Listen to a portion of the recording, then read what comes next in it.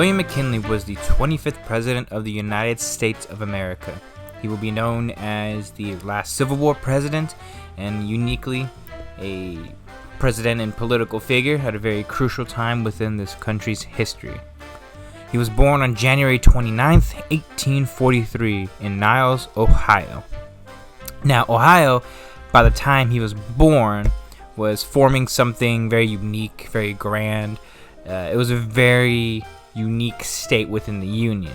And I would like to point out that a lot of biographies about William McKinley in particular always note this. And it's also primarily due to the fact that effectively 4 or 5 presidents were specifically born in Ohio. A majority of them, the last couple, guys like Rutherford B. Hayes, Garfield, Benjamin Harrison, technically, while he was a Indianan, was actually born in Ohio.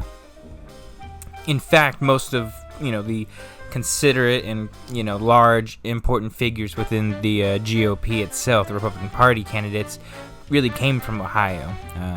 It also includes Ulysses S. Grant as well as another individual who was specifically from and born in Ohio and would consider themselves as a Ohioan resident. Now, at the time, Ohio would be seen as the gateway to the West in a lot of ways. This is primarily due to the fact that a lot of travelers, coming from the East Coast to the West Coast, which was really forming around, I guess you could say, 1820s to, more and more around the time William McKinley is born. I mean, by the time he's born, a lot of the western states ultimately are going to be made, consolidated. Washington, California are eventually going to be states within the Union. The West Coast is really forming, and a lot of people migrated from the East Coast to the West Coast, and a lot of them would ultimately pass through Ohio. Those who decided to go to the West but ultimately couldn't finish ultimately stayed and migrated just specifically to Ohio ultimately. And Ohio would actually see their population boom to almost 1 million people within the state by the time William McKinley is born. It's steadily growing year after year after year after year. And because of this, Ohio as a state became a bit of a unique cultural, technological hub and center within the Union. At least you could say that. A lot of things were ultimately happening that would happen from the time William McKinley is born all the way up until basically the 20s, 30s. A lot of things effectively will happen, and at least when it comes to specifically industry, it was a really nice place to set up business enterprises. Farming grew, and a lot of the big cities, like Cincinnati, for instance, would be considered like the meat packing city of the state. Now, I say all this and I preface all of it because a lot of this stuff, which I will explain in a little bit, will have a very big and profound fact on William McKinley as he grows up. Now, William McKinley was the 7th of 9 children. His father was William McKinley Sr., who by trade was specifically an iron maker. His entire family were just a long line and lineage of iron makers well before him. And his grandfather, James McKinley, actually moved the family from Pennsylvania to Ohio, seeing Ohio as a nice and unique enterprise in iron making, and ultimately just saw an opportunity to flourish within that particular state. So he moved them from Pennsylvania to Ohio. Now, his mother was Nancy Allison McKinley. Very similar kind of upbringings, I guess you could say, between the mother and the father, because her family originated in Pennsylvania, also moved to Ohio as well. The McKinleys, for the most part, lived what you would probably consider a middle-class upbringing and lifestyle in the Midwest, specifically in 1843, which, if you want to compare middle class then and now, it's not even a joke whatsoever. Outhouses, the standard of living is not, great, but for that time in that particular era, they were living pretty nice, pretty fair, not the most lavish, but ultimately they weren't suffering by any stretch of the imagination. Now, that was primarily due to the fact that the family, again, like I said before, were generationally iron makers. His family and his father specifically owned his own pig iron foundry, which really helped out with the bills and whatnot. The family themselves were Irish Presbyterians, although he would go to what I think a lot of people would say is the equivalent of a Methodist teaching camp while he was on the frontier. You could easily say that the family was very deeply religious. Now, for William McKinley, it's also, I should note that, well, most of the boys who grew up in the Midwest, Ohio in general, love the general, hunting, gathering, yada yada, by a lot of metrics and understanding of the time and the era. William McKinley wasn't like a wilderness boy, I guess is what I'm trying to say, in comparison to a lot of the other previous presidents. Although he did enjoy hunting and fishing, he actually liked to ice skate and actually horseback ride and whatnot. He was actually a very adept, not necessarily intellectual individual, but he was a pretty astute individual when it came to learning, Just want to make that quick point. Now, he, like I said before, grew up a little more refined in comparison to a lot of the previous other presidents. Again, more of a middle-class upbringing. Benjamin Harrison wasn't poor by any stretch of the imagination, but, debts and bills pile up, and William McKinley's family didn't have to significantly deal with stuff along those lines in particular. But he grew up more refined, grew up in the small town life, again, equivalent to the middle class, which again is miles away in relative comparison to today. Effectively, did a innovation and capitalistic systems, middle class kind of thing. Today is far more nice in comparison. But he loved reading, and I think in particular he did enjoy the religious aspects of church when it comes to reading, singing, etc., etc. He loved poetry, he loved hymns, and there was at a young age a belief that William McKinley, again, just like a lot of presidents, I always find interesting that a lot of presidents wanted their mothers wanted them to be ministers, which I always find very deeply fascinating. They all go down the same path and direction of ending up being lawyers or choosing a completely different career path. Now, despite these young traits, very kind, very, I guess you could say, deeply religiously rooted kind of young lad, he was a good guy. He was very well balanced at a very young age, which is very unique, very calm, very rational, and ultimately very curious, which I think is really good. And I think for him, especially living in the state of Ohio, the Buckeye State, which at that particular point in time when he's growing up is going to be a very unique state, which a lot of people would say is the state of innovation. Let me give you some examples. For instance, like, did you know that the Wright brothers had actually started in Dayton, Ohio? Did you know that, that's just one of the many famous people that would come from the state of Ohio or go to the state of Ohio and actually create numerous different inventions, technological advancements, and, things that would actually be used to help with labor, make people's lives overall easier. He himself would actually see this innovation in particular with ironwork. The steel plow is created during his life and his upbringing in the state of Ohio that is actually used as a legitimate innovation to improve the quality of life of people. And I'm making this point because William McKinley is seeing a lot of these processes occur that allow innovation to occur. It's things like this when, most young presidents see a lot of things growing up will, at the very least, influence them in a particular direction. And for William McKinley, he was always thinking, America first, and seeing this brilliant advancement, it's going to lead him to probably be someone who's going to vote for more of high tax tariffs in order to promote, American innovation and goods. Now, I do say that with a caveat that sometimes there are specific financial interests, personal goals that will influence presidential figures and people. And, I'm just saying that, there's influence at a young age that can influence people, but it's not the whole story. But it is a part of the story. Now, for William McKinley, like I said before, he grew up with many privileges, again, relative to the time and era in his young life. And ultimately, the family will seeing a unique opportunity move from his home in Niles, Ohio to Poland, Ohio. where his father would actually sufficiently own his own legitimate iron foundry without the assistance of, the grandfather, etc., and just having to work for other people. He was an independent business owner at that particular point in time. I also want to make a point that particular move may have actually been pushed by William McKinley's mother, who had actually wished to move to a better location with an overall better education system or opportunity for better education, like in, say, Poland, Ohio. Now, when William McKinley would go to, the church classes or just be in educational settings with a bunch of other students, I should also note that, like I said before, he was a student. He was very attentive, pretty smart. He's pretty highly educated.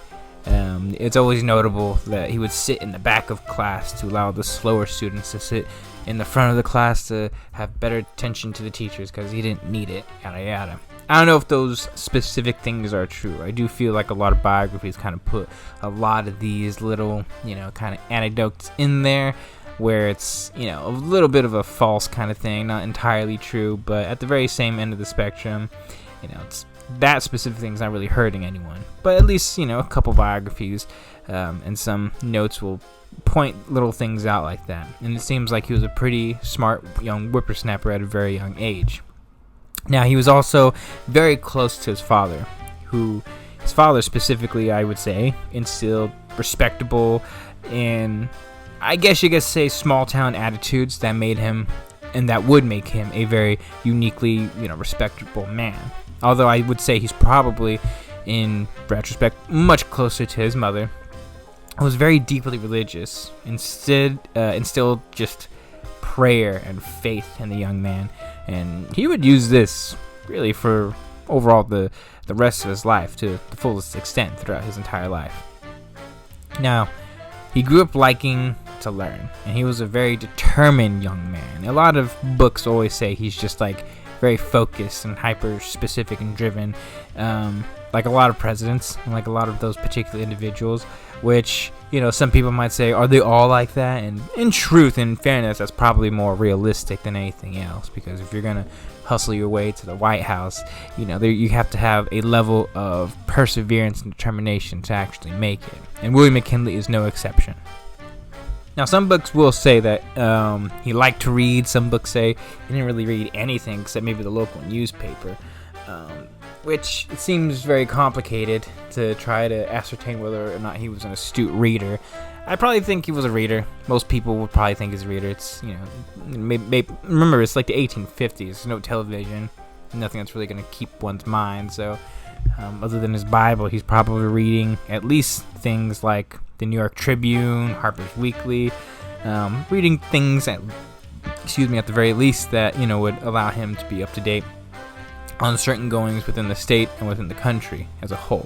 Now, once he was in Poland, Ohio, again, education was very important, which is one of the biggest reasons why they actually moved there. And he would study and get his education specifically at the local Methodist seminary, and he studied astutely there, starting in 1852. From a child, he's growing up, becomes a teenager, does a lot of the exact same things, becomes a very good brother, sibling, learns part of the trade of iron making, not really into that stuff because his family ultimately wished for him to have a much better opportunity, and again, I think they had ideals and preference for him specifically to become a minister. So he learned, grew, read, did the usual things as the state of Ohio and the country is in a very tumultuous point. Remember, it's the 1850s. You're going to have, very unique presidencies, to say the least. Things that will rise up and lead to eventually Civil War, Bleeding Kansas. A lot of this is going on as William McKinley is basically a young preteen or young adult. Now, he would graduate from the Poland Seminary in 1859 at the age of 16 years old. And his family pushed for him to get a much better education, and ultimately was one of the reasons why they ended up moving to Poland, Ohio, at least for the opportunity for better education. So soon after the age of 16, he applied and then eventually will get accepted and attend Allegheny College in Medville, Pennsylvania in 1860, the following year. Now, while there, he studied hard, but, he felt a lot of difficulties, unfortunately, throughout his entire time there.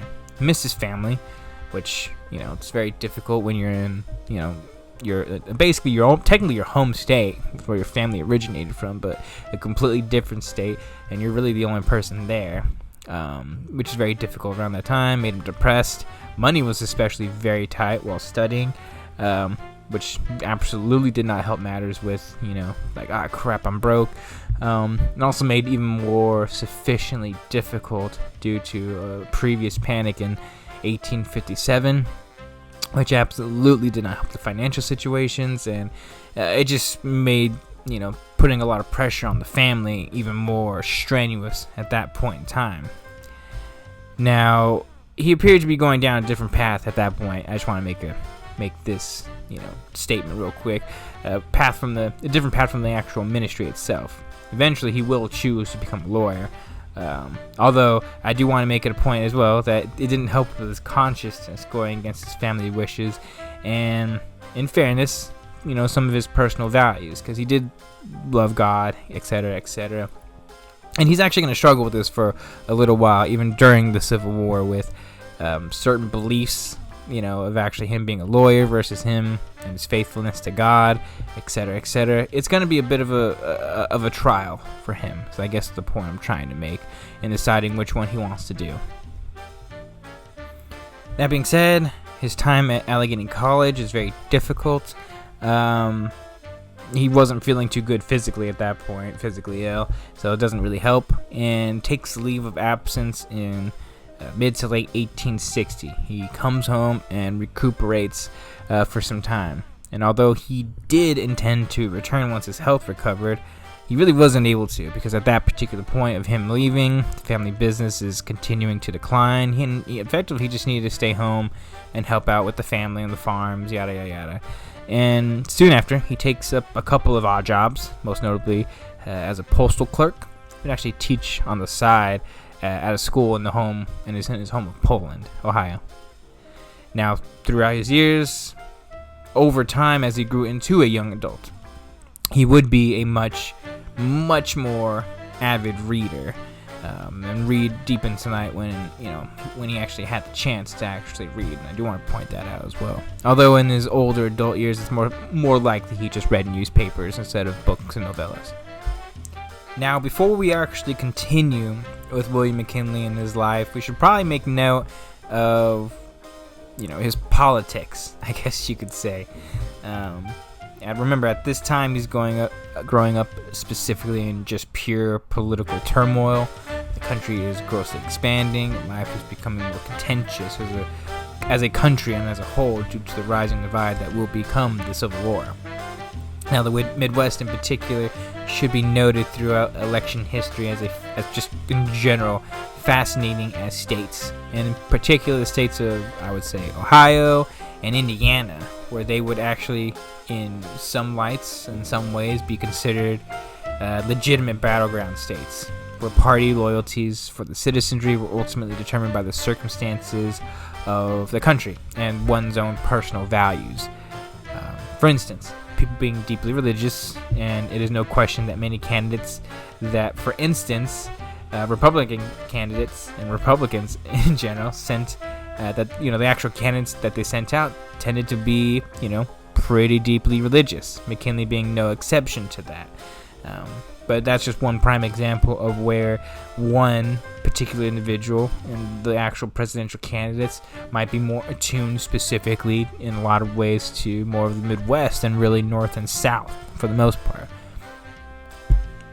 And that's where things would get very, very interesting. North and South, it's abundantly clear where certain beliefs ultimately were held and lied to, or aligned with, I guess you could say specifically. But the Midwest is always a little bit different. It could go either way. There's going to be some people who are going to be more aligned with the South or more aligned with the North. But ultimately, a lot of the actual issues with the Midwest seem to be much more personal and much more individualistic than actual conceptual, North and South and slavery, anti-slavery, and, pro-tariff, anti-tariff. It was more about what's actually going to help me, So a lot of the sways, I guess one could say, is really determined by how well that presidential candidate is ultimately doing.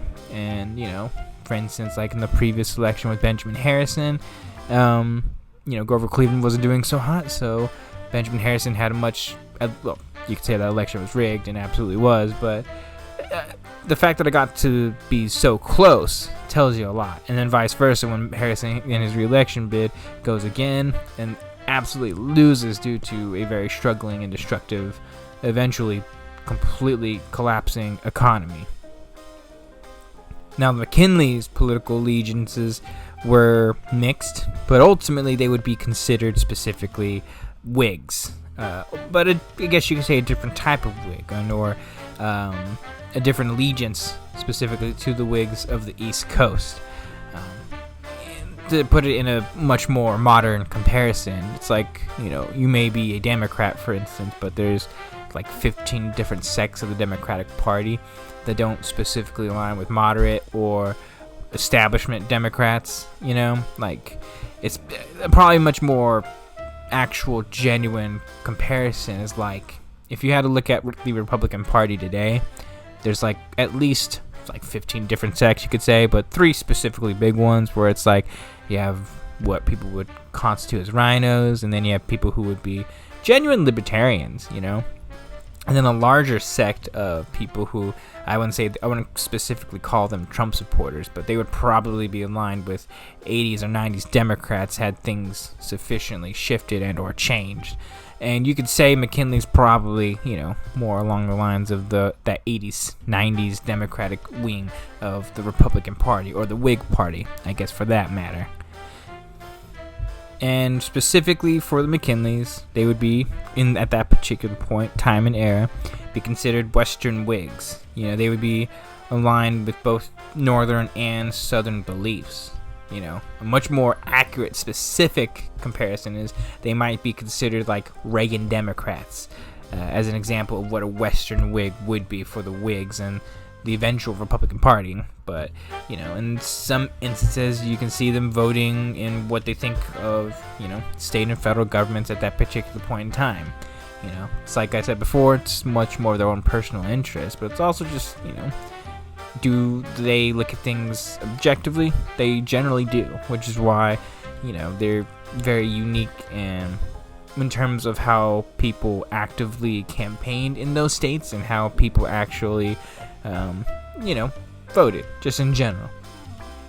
Now, I will point out as well, William McKinley himself wasn't very political, although he did, have specific ideals.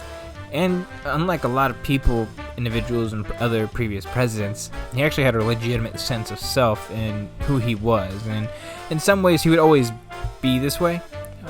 Always someone who would historically would be remembered as a moderate by some people. He wasn't very vehemently political or deeply ideological.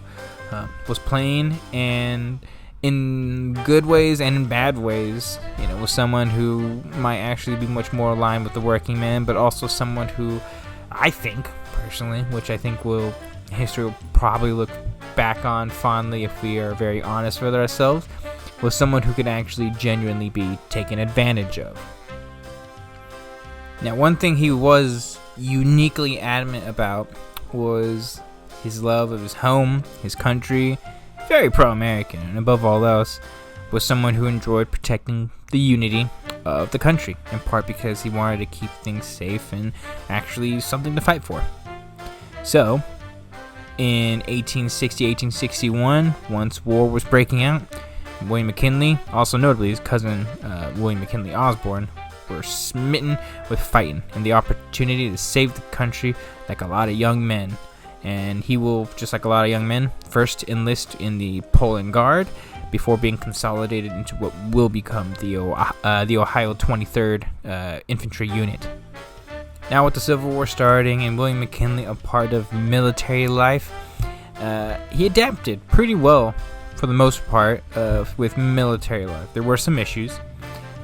Notably, he took issue with the fact that commanding officers in Ohio were not elected, which, they were just appointed, which would lead certain people to think very uniquely about a lot of these particular individuals.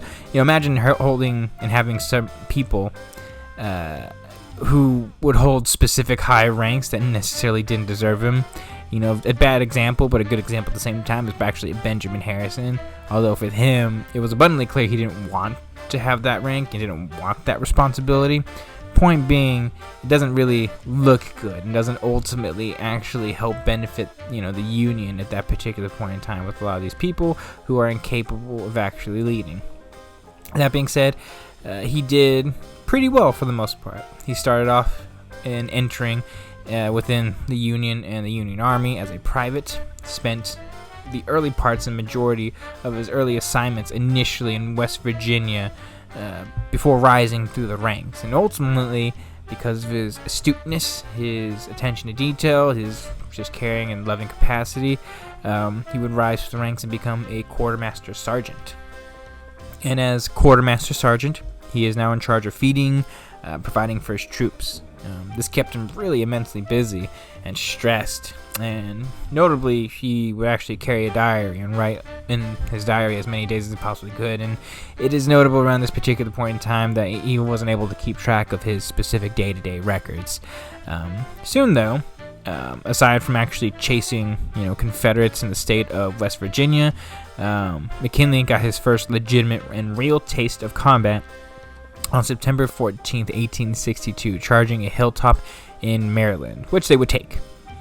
A couple days later, William McKinley will participate in one of the most famous battles in the Civil War. The Battle of Antietam would actually take place, and William McKinley himself, who would actually participate in this battle, made a bunch of bold moves. He was notable in this particular battle, making notable supply runs in the midst of combat, in a wagon, by the way, basically just going forward and charging in to actually resupply troops, mainly with food, some coffee, but some ammunitions and whatnot. And people absolutely noted his bravery, even after the wagon's wheels were partially blown off by cannon fire, which balls of steel on that guy. But people noted his bravery, and one of those people included a very famous individual, especially at that point, and then in the future, Major Rutherford B. Hayes, which is very uniquely a president. He was actually a part of units working in conjunction with the 23rd, noting, and I should also point this out too, that this is also the beginning of a very unique friendship between Rutherford B. Hayes and William McKinley, both sparking a kinship with one another. And also note too that McKinley was in part under the command of Rutherford B. Hayes from time to time, which is also interesting because it's one thing to have as many presidents as we did during the Civil War, but actually having two presidents in the same unit technically together, I think, is very interesting. And from that point on, from the Battle of Antietam, he would just continually rise and immediately rise through the ranks for the rest of the year and more after. He would go from lieutenant to becoming a brigadier quartermaster. And unlike a lot of the previous presidents, William McKinley actually would have a healthy and consistent dose of war and combat throughout his time in the war. He'd participate in the Second Battle of Bull Run, Battle of South Mountain, Battle of Kernstown. The Battle of Kernstown, I believe, was the specific battle that actually gave him the rank of captain, as of note. And he would just continue his time in the Civil War, attaining rank after rank. Near the war's end, he would eventually participate in General Sheridan's Army of the Shenandoah. He'd fight and capture many places, defeating the Confederates, and occasionally lose on occasion, while still continuing to rise through the ranks. Yada yada yada. Now, noted as well that a lot of soldiers at that time had the equivalent of mail-in ballots, and so obviously he also voted for the very first time in his life, and he would vote for Abraham Lincoln. I just wanted to point that out there. Just like a lot of the presidents, specifically the actual Republican presidents, it's pretty obvious. I just thought that was, I just thought that was interesting and funny. Now, the war soon and basically after, William McKinley would love and appreciate the time spent. By the time the war's over, would actually attain the rank of brevet major, and because of his bravery and his strength, once again the war is over, would actually be asked to stay in the military, but ultimately declined. Many would say it's because he wanted to focus on law. I would say he kind of just wanted to go home. He probably saw a lot of hell. He's a God-fearing man. And in part, some books would note that during his time, especially in the early goings of the war itself, he would feel that he's slipping in his faith and, would lose the deep spirituality that, really had guided him through his life. And also, law school.